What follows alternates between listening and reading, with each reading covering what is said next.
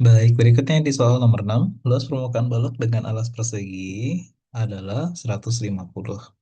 Oke, balok alasnya persegi ya. Berarti nanti kan volumenya, luasnya adalah yaitu sama dengan 2S kuadrat ditambah sama 4ST. Sama dengan 150 ya. Karena alas sama atasnya sama ya, masing-masing S kuadrat maka menjadi 2S kuadrat. Kemudian sisi sampingnya adalah persegi panjang 4S kali sama T. Nah, ini kita bagi dua dulu semuanya. Menjadi S kuadrat ditambah sama 2ST sama dengan 75. S-nya kita keluarin. Jadinya S dalam kurung S ditambah sama 2T sama dengan 75. Kemudian pindahkan dulu si S-nya. 75 dibagi sama S. Oke. Lalu S-nya pindahkan ke kanan ya. Jadi 2T sama dengan 75 per S dikurang sama S. Nah, lalu semuanya dibagi sama 2. Sehingga jadi 75 per S 2S dikurang sama S per 2. Oke, seperti itu ya. Nah, sekarang agar volume maksimum. Oke, volume. Volume itu kan adalah S kuadrat dikali sama T. Nah, T-nya kita substitusikan. Jadi 75 per 2S dikurang sama S per 2. Kalikan ke dalam, maka menjadi 75 S per 2 dikurang sama S pangkat 3 per 2. Oke, seperti biasa, kita diminta maksimum, maka jadinya V aksen sama dengan 0. Ya, kita turunkan. Menjadi 75 per 2 saja ya. Kemudian S pangkat 3 adalah 3S kuadrat per 2 sama dengan 0. Oke, kita pindahkan S kuadratnya aja.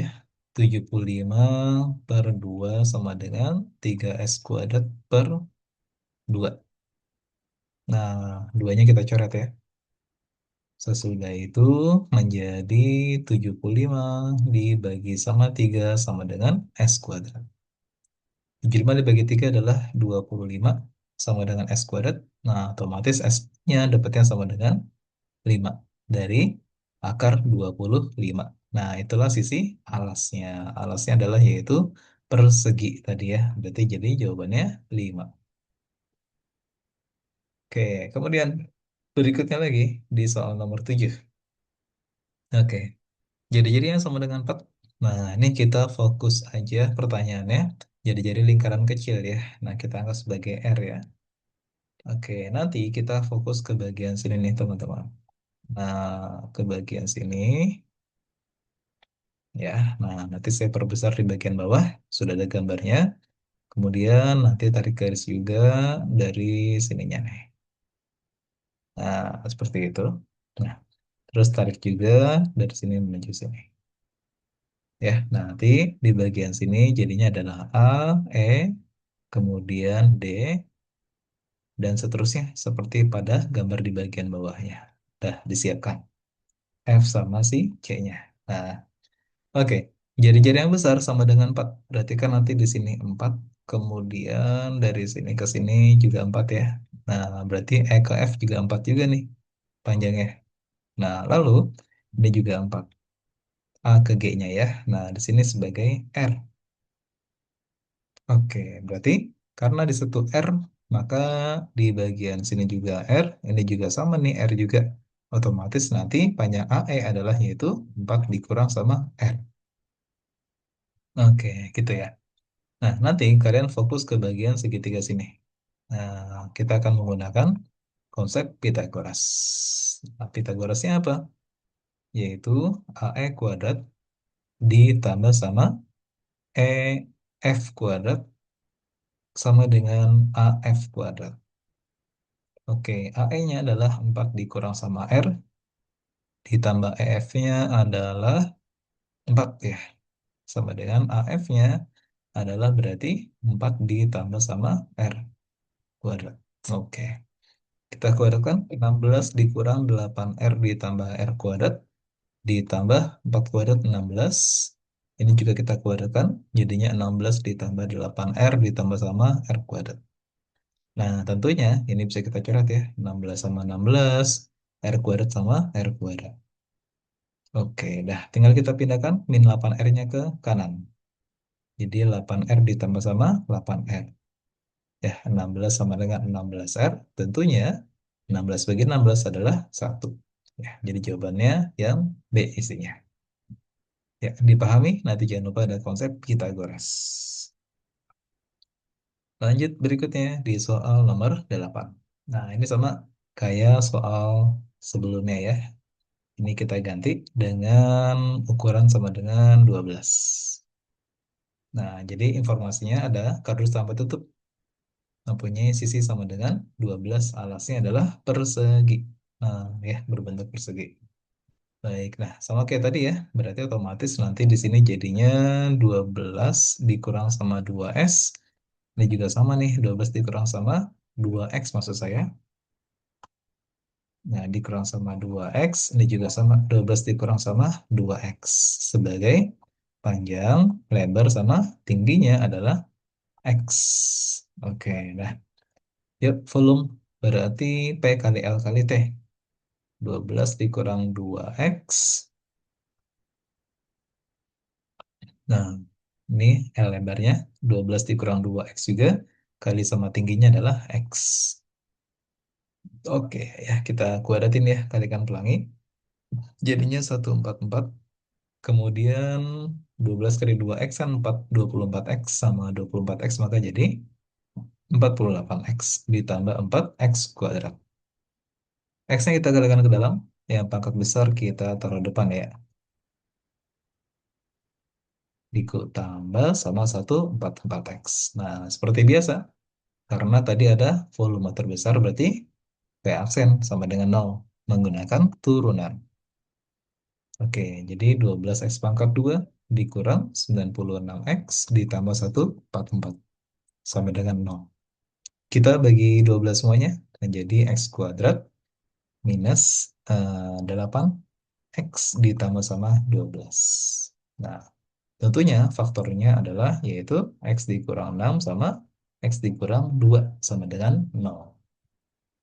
Mana yang kita ambil? Nah, yang kita ambil adalah sama kayak tadi ya, yaitu X-nya sama dengan 2. Nah, kenapa tidak 6? Karena kalau 6 ya dimasukkan ke dalam sini, jadinya, nah sama dengan 0 ya. Masa panjangnya 0? Kan nggak mungkin ya, nggak boleh jadinya. Nah, jadi X-nya sama dengan 2. Itulah permintaan dari ukuran sisi perseginya. Ya, perseginya berarti bagian sisi persegi yang dipotong. Nah, yang dipotong kan berarti si X-nya ya. Sisi yang dipotong berarti si X-nya ya. Jadi jawabannya adalah 2 isinya. Oke, semoga bisa dipahami. Diulang kembali. Sama seperti soal yang tadi sebelumnya. Berikutnya di nomor 9. Oke, sebuah segi 4 A PQRS merupakan persegi dengan PQ sama dengan 6 dan QR-nya sama dengan 12. Ya, kita ilustrasikan dengan gambar. Nah, kira-kira seperti ini. Kita kasih nama sebagai P, Q, R sama S. Di sini ada 6, sini ada 12. Oke. Oke, informasinya memiliki keliling K1. Nah, kelilingnya berarti K1-nya adalah keliling ya, 2 dalam kurung panjang tambah lebar. Oke, 2 dikali sama 18 ketemunya 36. Itu sebagai K1-nya. Lalu, titik T terletak pada sisi RS. Oke, ya. Sehingga kelilingnya, segitiganya, nah, kita letakkan sisi T-nya sekarang di mana aja ya, terserah ya. Misalnya di sini ya. Nah, nanti kita bikinnya menjadi segitiga PQT. Nah, nanti di sini ada segitiga PQT ya. Baik. Nah, oke, berikutnya adalah di sini ada PQT. Berarti keliling PQT, keliling dari K2 ya, PQT. Berarti kan PQ ditambah sama PT ditambah sama QT. Nah, kalau PQ udah aman ya sama dengan 6. Nah, terus bagaimana dengan panjang PT-nya? Bebas ya, mau berapa aja ya. Nah, di sini posisinya adalah 6. Misalnya kalian bikin di sini 4 nih, sininya 2. Nah, otomatis sininya 12. Oke ya. Kalau kita perhatikan, nanti panjang PT-nya Pitagoras ya. Pitagoras. Nah, Pitagoras yang pasti nanti nilainya pasti lebih daripada berapa? Oke, lebih daripada 12. Kok bisa? Oke, yuk kita cek ya. Pakai Pitagoras. PT itu adalah akar dari 12 kuadrat ditambah 4 kuadrat. Nah, 144 ditambah sama 16. Nah, ini aja sudah ketemu 160 ya. Nah, ini kan jadinya 4 akar 10. Ya, pasti lebih daripada 12 ya. Nah, lebih daripada 12. Berarti nanti ini boleh kita bikin menjadi PT-nya 20. Maaf 12. Nah, ini juga sama nih, QT-nya 12, tapi kita asumsikan ya. Jadi K2-nya lebih besar daripada 6, 12 sama 12 ya. Jadi K2-nya lebih daripada 12 tambah 12 tambah 6 jadinya 30 gitu ya. Oke. Nah, sekarang permintaannya adalah, nah untuk meyakinkan nih 4 akar 10 berapa sih? Ya, kita coba cek ya. Akar 10 aja kan mendekati akar 9 ya, berarti 3,1 lah ya, anggap berarti 4 dikali 3,1. Nah, nanti nih dapatnya berapa? 12,4 ya, ya kan? Lebih daripada 12 gitu. Nah, sekarang kita bandingkan misalnya anggap aja K2-nya kita ambil nilainya sama dengan 31 atau 32 juga nggak apa-apa ya misalnya ya.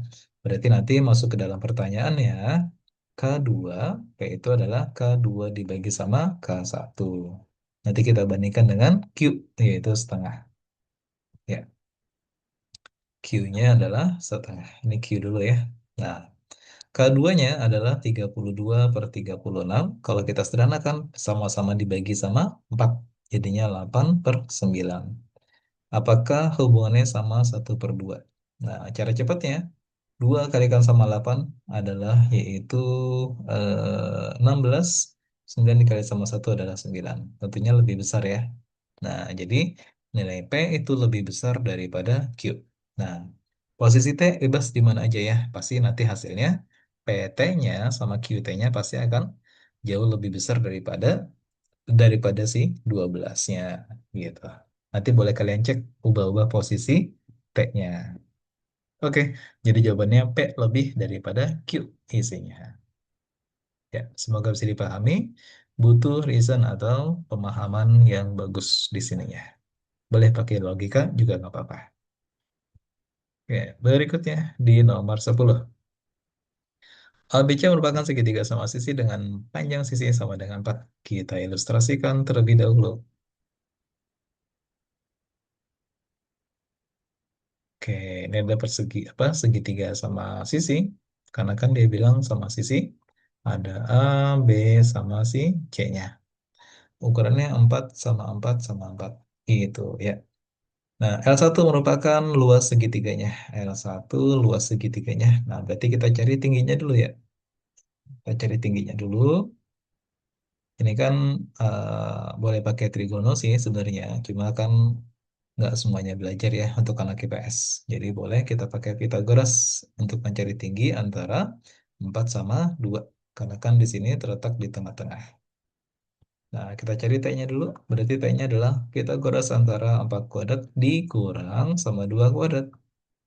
Berarti 16 dikurang sama 4 adalah akar 12.